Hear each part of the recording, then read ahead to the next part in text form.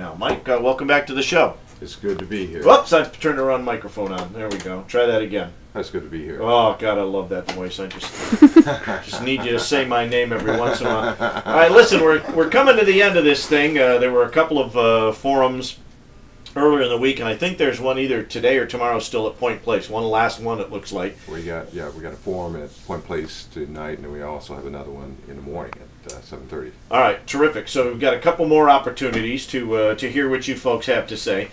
We heard some things in the forum earlier in the week, and one of them you're catching flack now from the state Ohio Democratic Party. Ron Rothenbuehler's actually decided to speak out on a misquote.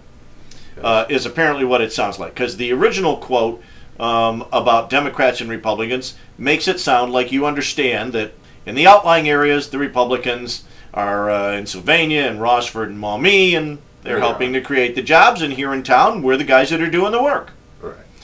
What's the deal on that? Why do you think there's such an outcry over this? Why the reaction from the state party? I have not a clue on that issue, but I can tell you that one of the things that we've been trying to do for this whole campaign is at least be real with people.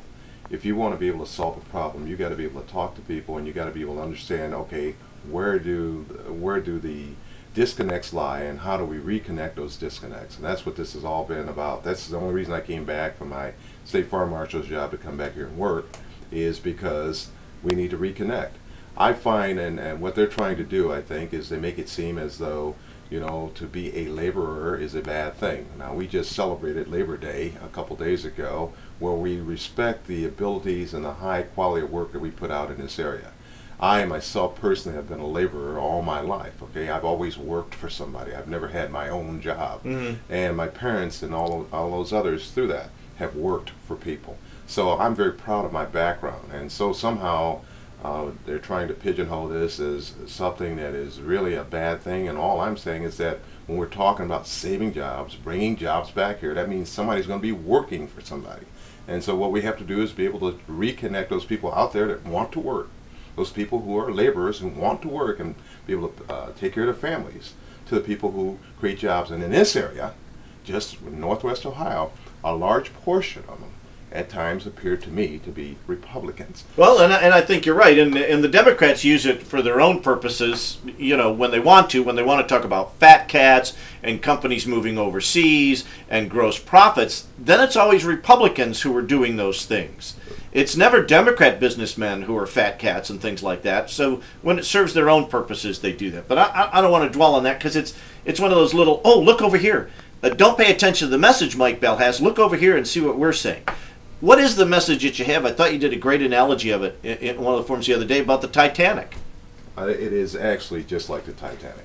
If we don't reconnect here, right? If we don't reconnect this to where we're working together, and regardless of who is pelling the boat or whatever, if we do not work together, we're either going to live together here or we're all going to die together here. Okay, this city and this region is at a tipping point, and we really don't have time for partisan politics or any of that other issue. What we have to do is figure out, okay, what is the best for the citizens here, and make sure that the people who are elected in those positions are doing best for those citizens. It's kind of tainted right now. The last couple of years have been pretty ugly. Relationships between the council and the mayor have been strained, to say the least. What kind of manager, what kind of leader are you, Mike Bell? Can we expect you to be yelling at your subordinates? No, I am not a yeller. People know when I'm starting to get upset. I have a look. They tell me. Really? I don't know what it is, but people back off me pretty quick. But well, I was going to say it can't be that your voice gets any deeper. No, but what it is that I think that you need to deal with everybody in a very civil way. I think that a lot of times when people are doing things that actually irritate you, unless they're purposely doing it, it's because there's a lack of communication. And so you have to be able to define fairly clearly the boundaries that you want people to work in, the frameworks, establish the benchmarks that you want them to have, give them timetables, you know, things that are good business things that you would do if you had your own private business. Now, does that come from your background as being the chief and then being in charge on the state level of the fire department? Absolutely. I mean, if you're going to manage, one of the things that, and I will say this, that the current mayor used to challenge us all the time with benchmarks and things like that. And the fire service, we were always able to meet them. I bring it back, and it was logical because it was for the good of the citizens. And so by establishing these benchmarks for our interior city workers, I think that we are then doing something good for our citizens. All right. What benchmarks would you establish for yourself then? Where do you want to see the city, oh, let's say in the first year of a Mike Bell administration? What benchmarks do you have? I want to see us with a balanced budget. I want to see us with our police force back to where it needs to be. And what number is that? Because I've heard 700 from some quarters. Well, the former number years ago was about 700, but I'm thinking if we can get somewhere close to 650, we're gonna be a long ways down the road.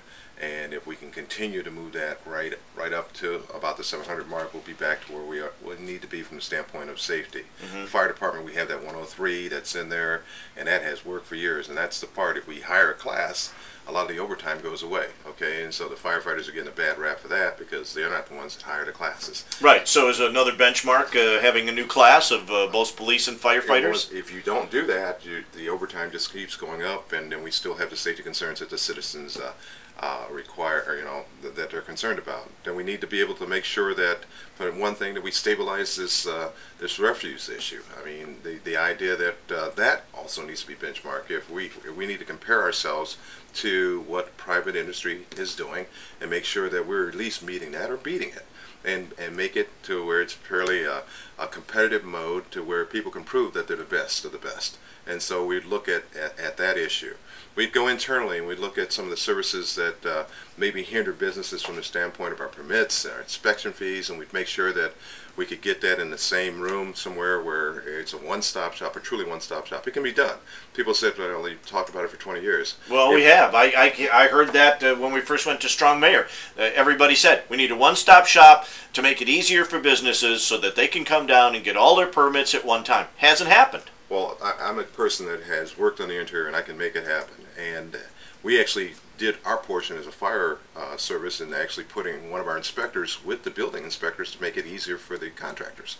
And so it's just a matter of the mayor understanding and staying right on board with the benchmarks that they established to make sure that it's being done, because you can say a lot of things, but you got to make sure, you got to follow it up. It's got to be accountability. You got to periodically say, okay, where are you at? Well, you know, what are the percentages you're at to where we're trying to go? I mean, it's not a hard thing to do. Now, I know you said though that you and some people characterize it as kumbaya, but I see it more of a cooperation You're thing. trying to push my hot button. No, I'm not. And you don't give me the look. But I see it as more a cooperation thing. Will you be able to cooperate with a council that up to this point has been pretty contentious with the guy on the 22nd floor, and there may be some new faces in there too? I think that, and I've said this before, I believe in treating the council like a board of directors. So we bring them in the room and we let them know everything that's going on. I have no hidden agendas. This public thing that we do here is totally transparent, and so there shouldn't be any hidden agendas. They should be a part of it so that they can make very good, educated decisions for the citizens, because they're elected by the voters too, and so they should be given an equal opportunity to know at least firsthand what's going on at any time. Okay, the idea of shifting money at $9,999.99 Yes. doing that, there's no need to do that. If it's something legit, do it the right way. Okay, just be transparent. And if people don't want it, then you don't do it. It's a simple thing. We just have to start doing things the way it was supposed to be, as compared to doing it in, okay, well, I'm the mayor, I'm powerful, I can do whatever I want. Well, no, that's not me. I didn't come back here for the power issue. I didn't come back here for the money issue. I'm about making this thing right, fixing it, and making sure that the citizens that I'm working for, and that's who I'm working for, if government works for the citizens, it's not in reverse, that they're happy with what they're getting from this system. And so that's what it's about.